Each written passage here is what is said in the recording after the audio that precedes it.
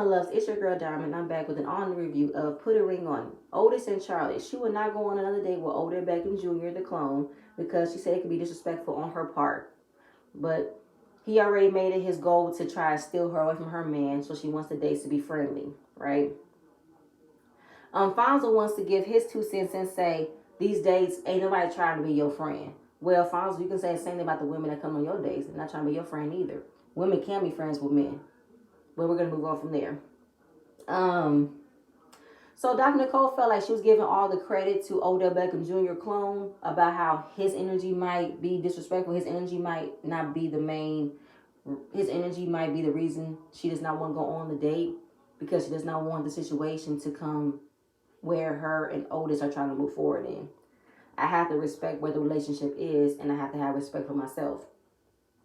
So the asshole said, I can understand where she's coming from, because that's a lot to say on a first date. And to me, he might have saw her as a weak woman or something like that. I said, a weak woman, what? He said, is that where you were coming from? She said, absolutely not. I'm nowhere weak. Don't ever say that about me. It's kind of like we're going backwards. I thought we were making progress, and now we're going backwards. So he said, where did I say you were a weak woman? It wasn't that. It was the fact that you felt like I could not handle myself, or I am just going to be weak to the knees because a man said he going to take me away from you. You literally look down on me as a hoe. You look down on me as, oh my gosh, she just so gullible. She going to just hear whatever man got to say. She's so fucking weak. That's what you thought about her in that moment. It wasn't what Chris thought. It was about what you thought. You wanted to downgrade her. And Shay said it was like the shower comment. When she received a hug from another man, you said she was dirty. Go take a shower. Like she's out there. She loose. He said, I wasn't trying to insult you. She said, I believe you were. Shorty said, I believe he was. No, Shay said, I believe he was. Shorty said, I don't believe he was trying to hurt you maliciously, but I believe he was projecting his own views on you, which is the correct term. He was. He looked at Charlie as weak, but wanted to say Chris thought it was. No, it was you. You thought her as weak. Now he felt like he thought he was speaking for Chris. Nobody asked for you to speak. You don't know this man. So now he's mad that the women are not co-signing on his bullshit. He thought that everybody should at least been honest about what he meant. We were honest. They were honest. They thought you were insulting her. That was their honesty. So obviously, given what was said, we got to move forward. And y'all either want to talk it out or have a lot of arguments.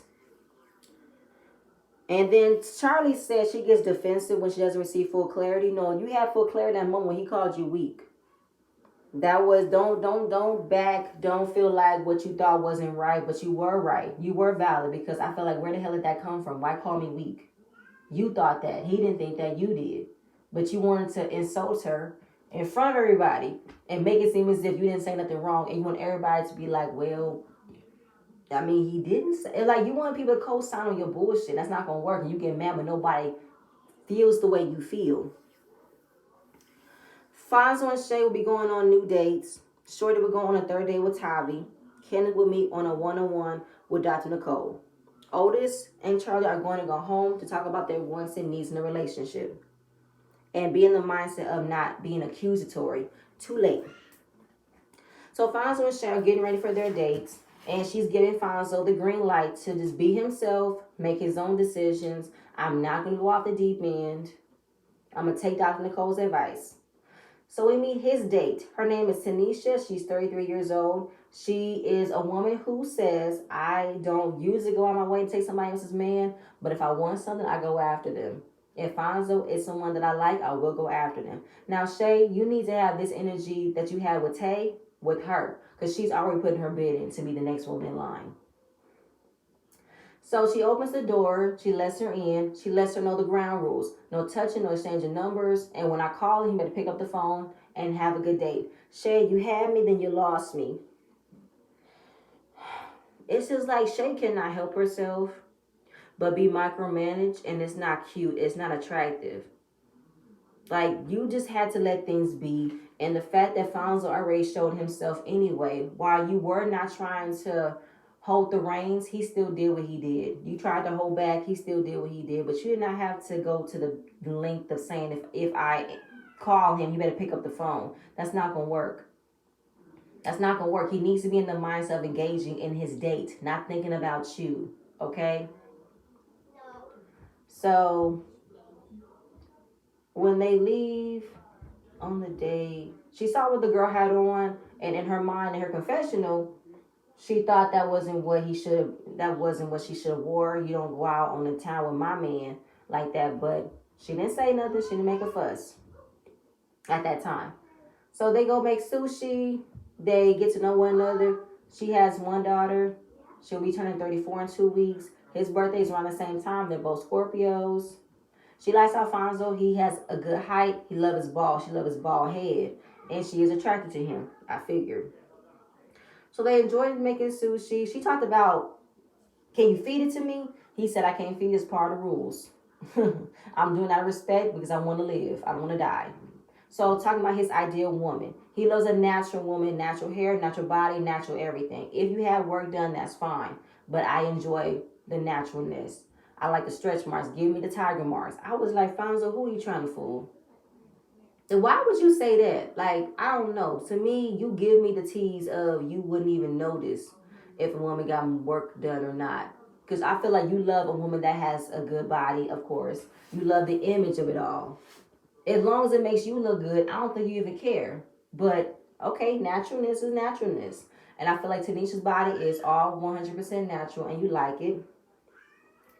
And she's giving him that green light. Okay, you talking about me because I got it all. I got what you need. So she's talking about how he's flirty, she's enjoying the conversation. How you feel about blended families? She said, I'm all for it because I have a child with my baby father and he has other baby mamas and we're cool. And that's what he wants. But he did not set any boundaries early on with his baby mamas. You didn't because you didn't want to. You want things to stay where they're at. Everything is separate. Just separate birthdays, separate holidays, all separate. You want it that way, Fonso. Because you don't want to be held accountable with the way you have been moving during that time anyway. So basically, she's putting her bid in to be the next woman in line because she said if Shay's not a good fit, then he can come over here. She's already claiming her position, right? Otis and Charlie, their assignment was to talk about their wants and needs. She wants more quality time. And he felt like, we are together a lot. What are you talking about? We are always together. What do you mean? Well, I want more than just Instagram. I want more than just group chats. Yeah, we're in a home, but we're not spending time with one another. I want us to be together. Like, us sitting down watching TV, watching a movie, binge watching a new TV show without our phones, just be with one another, So she wants more of it. But the way that Otis's mindset was, he wanted to say that she never said it. He made it seem as if she never said we had quality time. But that's not what she said. I wanted more. So he wanted to be petty and bring up a time when they were in bed. It was around midnight and she was scrolling on Instagram. Why you bring that up? Why you want to... See, this is the thing. Otis never wants to just talk about his faults or what he needs to work on. He always wants to ask somebody into the blame. So he's not the main one. But if this is a conversation about what you want and what I want, you have to be willing to accept what I feel without you trying to throw me in the mix of me being the blame. I'm not trying to do tit for tat with you. I'm not about to do it. It's another argument where I'm like, you're being petty. And this is pretty much you hear what I hear what you hear. This isn't a matched wits. It's not this. You're not understanding me. I feel like he's acting frustrated because he's not hearing what he wants to hear. He's not wanting to be open. He's not willing to listen like his father told him to do. He feels like what she's saying is irrelevant. But it's not to me a negative conversation. It's not meant to be negative. I want you to listen to how I'm feeling, my truth. But he's not willing to listen. So he takes her list and talks about what else does she want. She wants words of encouragement. I feel like I get criticized more than I get good things. I feel like, I want you to tell me that you're proud of me. I want you to give me more affirmations because I have felt insecure in a relationship when all I'm hearing is the bad things that you don't like or the bad things that I've done. He says he tells her that she's beautiful all the time. He's proud of her, but it's kind of like, you're not hearing me. I tell you what more do you want from me? So with her saying the things that she wants more, he's taking it the wrong way as if it's never happened. But that's not what she's saying. I'm saying I want more. She's telling him I want more. And at another moment when she's telling him about how it makes her feel, he throws it back at her and said, you don't feel the same for me. I feel the same way. You don't do the same for me. You don't give me words of encouragement. You don't want quality time. You do all this and that. It's so tit for tat. Oh, this is exhausting. I can't do it with Otis. It's so exhausting how he just can never listen. And when things does not make sense, when things are not about, I'm done. It's I can't. So Shorty goes on her salsa date with Tavi. She's having a good time. She's in constant smiles. And she's gotten comfortable. She's gotten taken out of her comfort zone. She's not usually willing to be out of her comfort zone, but she was able to do it with him. So this is the third date. Want to know where we at? Well, where are we now? Type of conversation, right? She's at the crossroads because while there been progress in her and Kenneth's relationship, she is having a good time with Tavi and she's feeling guilty about it.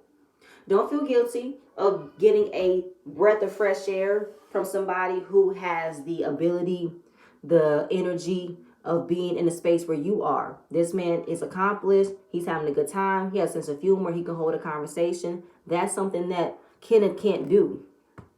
So right now, there is a fourth date coming, but she just doesn't want to be in the mindset of I'm choosing. Don't choose, shorty. You know what you want. You're taking in this process the way you should. And you're pretty much letting it go. I feel like there is no hope for you and Kenneth. Let it go, girl. Let it go. Kenneth has a one-on-one session with Dr. Nicole, pretty much just to complain about Shorty, about how Shorty does this, Shorty does that. It's not just me, it's her too. But Dr. Nicole wanted to understand this is something that you guys both created. Because he keeps on talking about the times where she has talked about him in a negative way, called him all types of names. But I feel like the things that she said about you are true, though, Kenneth. You just don't like it because it's coming from a truthful place. The whole, you go for women who are established. You go for women who have more going on for themselves because you don't have it. That's the truth. And then he keeps talking about, why do I keep on sticking around? I love her and I want to work hard at it. Then freaking leave. Leave, Kenneth. If she is making you feel so lower than low, why stay in a relationship? What is the problem? What is the effort to stay in a relationship that you're not being appreciated on? What is it? Don't lose yourself in a relationship that is not going to be a beneficial for you too. So we're talking about the dynamics of how he's always thinking about her. He wants to make her happy, and everything he does, he just cannot do anything right. But at the same point in time, you help create it though. You can't dictate how she will behave, but you can manage your actions and have a clear decision that you're doing your part into moving forward. It's the same thing. You feel like at some point all the progress you're doing, all the work that you're doing, and she's not reciprocating it, then move on. Move on. Hello, put a ring on it, or go your separate ways. It's not that hard. I said, Dr. Nicole, stop making him feel better. Because I feel like what has Kenneth does that's making what he feels is anything worth understanding. He read her messages, screenshotted her bank statements, followed her from her job to her new apartment when she left. I can't find anything that is telling me that Kenneth wants this relationship. He's making her afraid to leave. He's making her afraid to want more. Because he wants so much to stay with her, but he's not looking at what he needs to do. Anyway.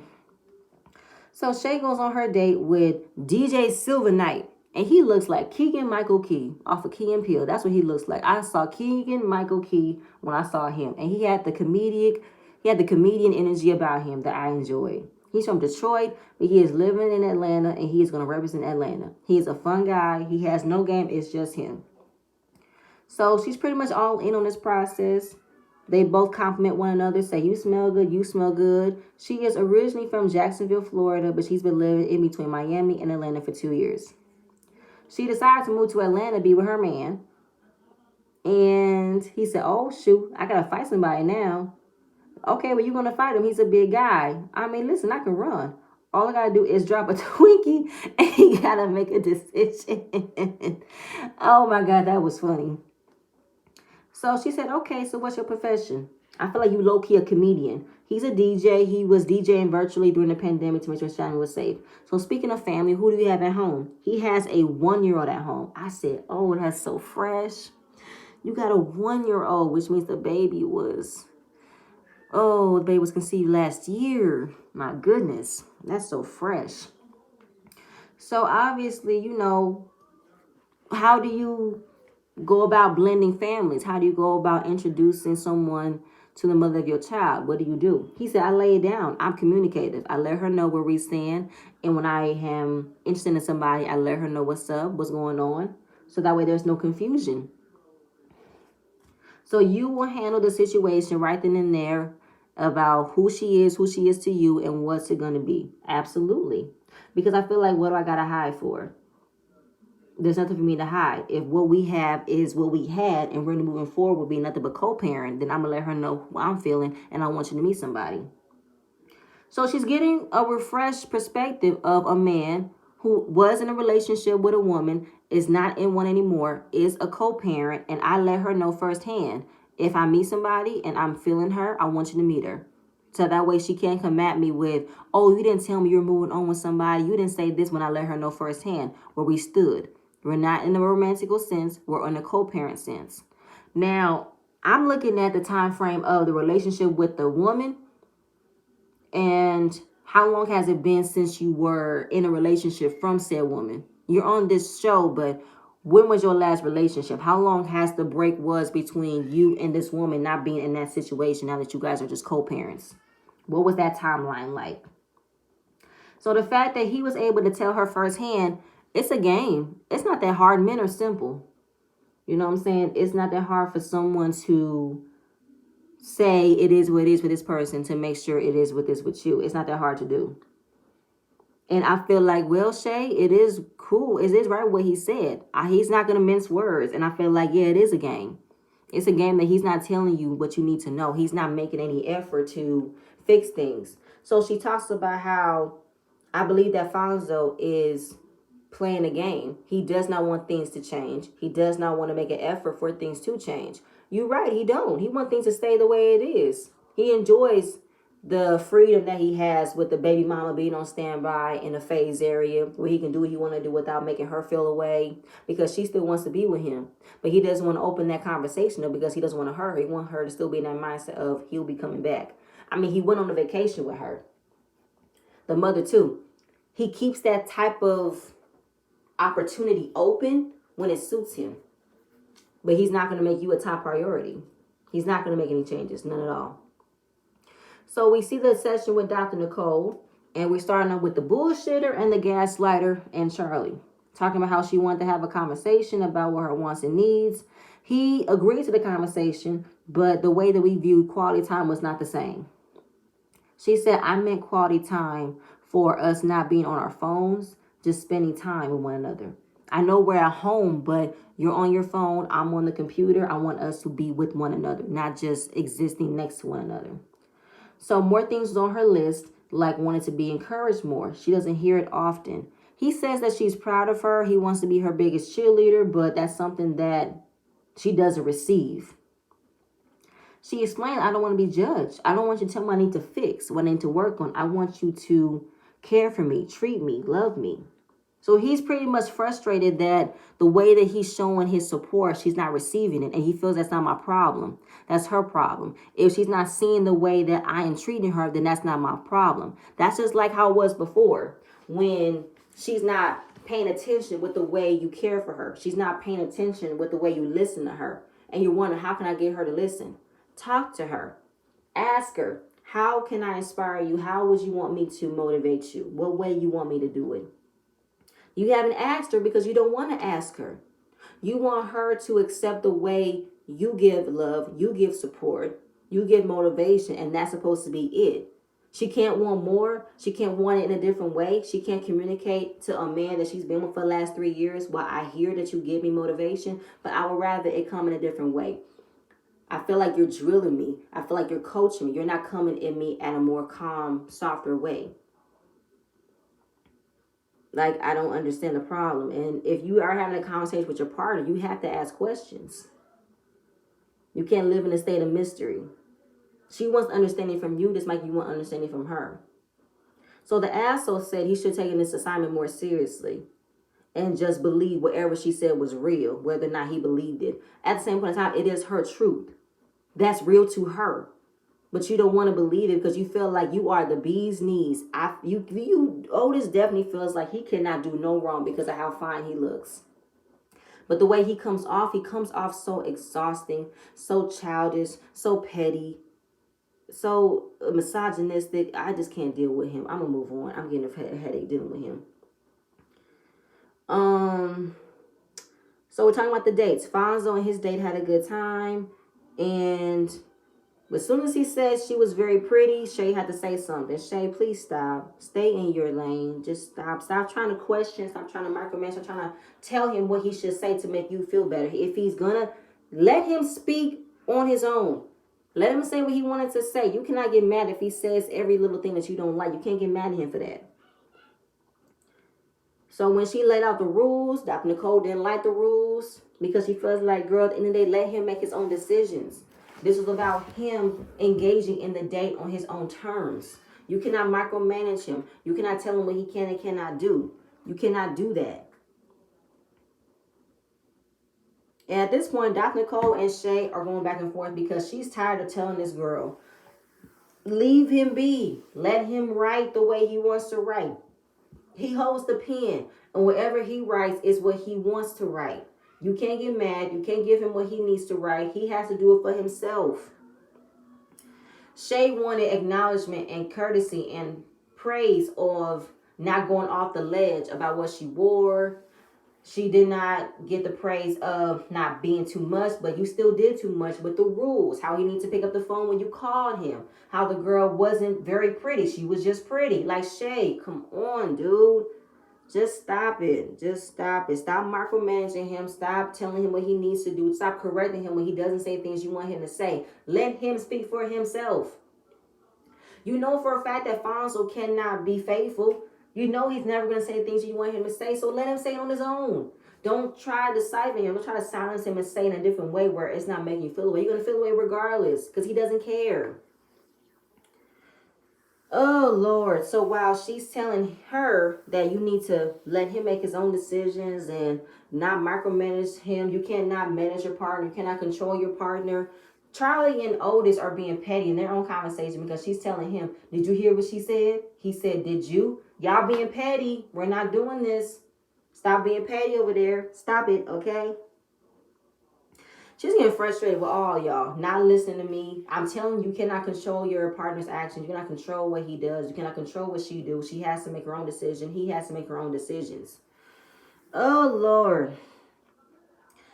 Oh, God. At the end of the day, if the answers that he's written, the answer that she's written is not what you want to hear, then there's your answer. Moving on. So we're talking about her date with DJ Silvernight. It was good. He was funny. He had a lot to say. He was giving me a man's perspective of handling his responsibilities when it comes to meeting someone and introducing them to family, introducing them to the mother of his kid. He has introduced everybody properly into how things are going to move forward in the relationship. And that resonated with you. Yes, it resonated with you. There were no misconception, no misunderstandings of where I stand, where he stands with his baby mama, where she stands with him. Everything was handled properly. Now, Fonzo wants to get in his feelings because he believes that DJ got in her head to make it seem as if he's a family man, he's done all this and that and the third, and all the steps that they've taken, they've gotten 10 steps back. Fonzo, you can't get upset when someone calls you out on your game. This man said what it said. It's that simple. What do I have to hide if I'm telling you where I'm standing with the mother of my kids? What am I hiding? You're hiding that, Fonzo. You're hiding the real situation with the mother of your kid. Hello, you went on vacation with her. You lied to Shay about a work event, but you went on vacation with baby mama. Seriously? You can miss me. So she enjoyed that, the communication, the understanding. And what the hell would I write? Oh yeah, that's it. So Shorty talks about her day with Tavi. She wasn't a good dancer. She had a good time, and she enjoyed being in the passenger seat. I enjoy not taking the lead. And is that something that you wish Kenneth wants the desire to have? He has the desire to want to lead, but I don't believe he knows how to lead. So here he don't know how to take the lead. He feels that's a jab. Everything she talks about is a jab. So she talks about the arguments they've had, and whenever she is talking about his shortcomings, she has to be careful with the way that she says of any type of criticism. She has to walk on eggshells to tell him what he needs to work on. He's getting frustrated. He calls it out and said, that's bullshit. You say everything you need to say in the way that you say. Don't do that. Don't do that. But it's just kind of like he's still crying and moaning about how she doesn't appreciate what I do. She doesn't value me, my grand gesture. She don't do it. She said, well, at the end of the day, if I'm paying all the bills, and I'm expecting you to do something, yes. If I'm paying all the bills, the least you could do is cook. I'm not about to give you a pat on the back for you doing the bare minimum. Hell no. He says he pays majority of the bills. I said, that's the case, then why are you taking pictures of her bank statements? You pay majority of the bills.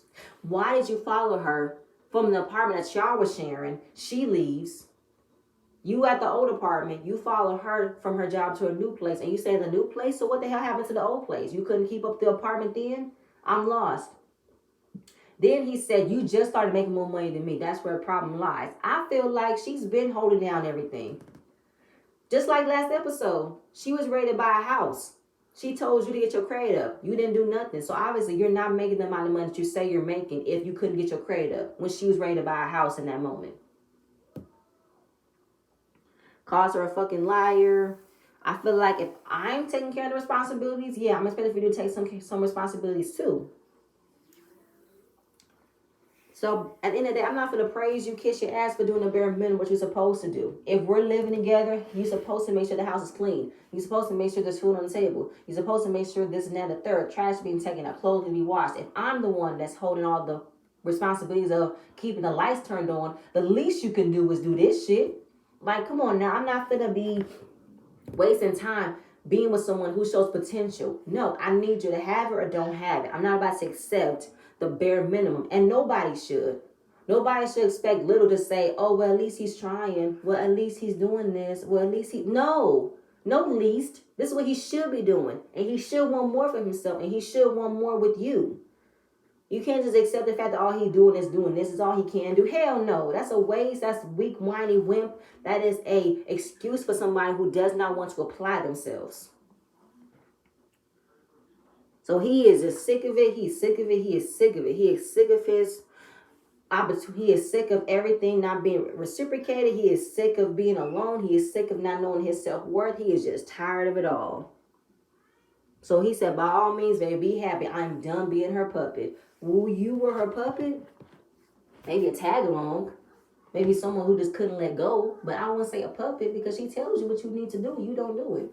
She tells you what you want. You don't understand. All I hear from Kenneth, he's whining. What Shorty doesn't do, what Shorty doesn't appreciate. But what do you do? Where do you put your shit on the table, Kenneth? What do you bring? What do you do? Besides cook food and give good dick, what else do you do? You crying about shit that you should automatically do. And anyway, there's no hope. Oh, next episode is going to be really interesting. But that's it, you guys, all I have. Please stay tuned for the next video, and I'm going to see you guys later. Bye.